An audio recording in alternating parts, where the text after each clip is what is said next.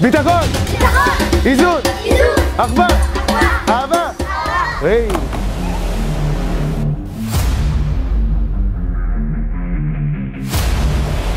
איזה חיה אתה רוצה להיות? אני רוצה להיות תמנות! תמנות! תפוס אותה!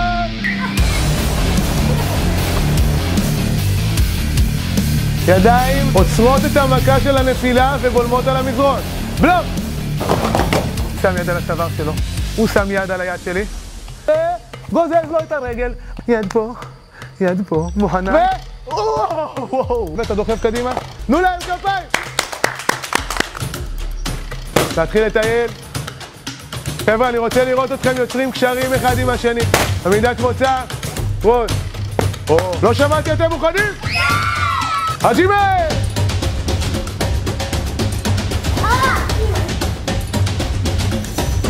מי שיאמין בעצמו יצליח לעבור את הקיר בוודאות. אני מאמינה בעצמי ואני יכולה לעבור כל קיר במשחק. תנו לכפיים חזקות! תשמחי עליי שהמשפט הזה זה כמו משפט כסף. קדימה, תנו לה עידוד, חבר'ה, תנו לה עידוד. עוד, כן, עכשיו את מצליחה. יפה! כפיים חזקות, חבר'ה! כפות רגליים, כפות ידיים על המזרון, ראש על המזרון.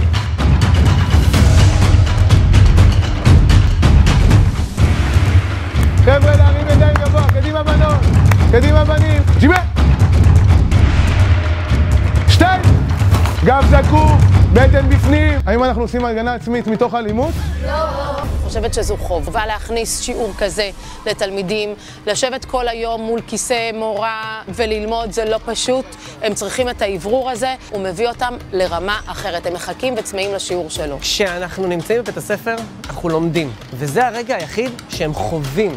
הם חווים את עצמם, את החברים שלהם, ואת הפנימיות האמיתית שכיף להם איתה. הם מבטאים את עצמם גופנית, חברתית, ואז הם מגיעים לשיעור הרבה יותר נינוחים, הרבה יותר רגועים. השיעור הזה הוא העצמה לכל דבר. בית ספר ששוקל אם להכניס את התוכנית של ארכן ישראל, אני ממליצה לו לקחת אותה בחום. הילדים לוקחים איתם ארגז כלים, שיכול ללוות אותם בהמשך החיים.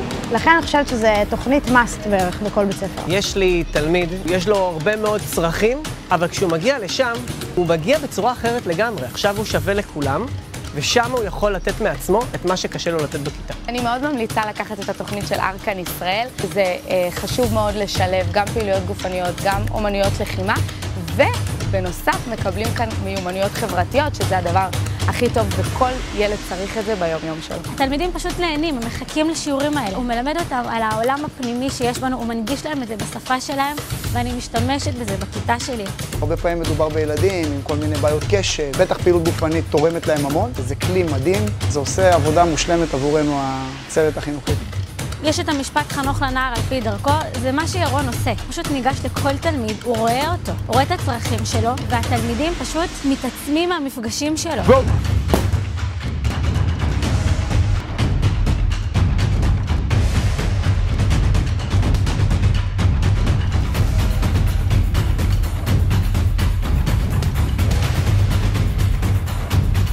למה הידיים שלו פה? כדי להגן על מה? ביטחון! איזון! אחווה! אהבה! ביי אלופים שלי, לכו לכיתות!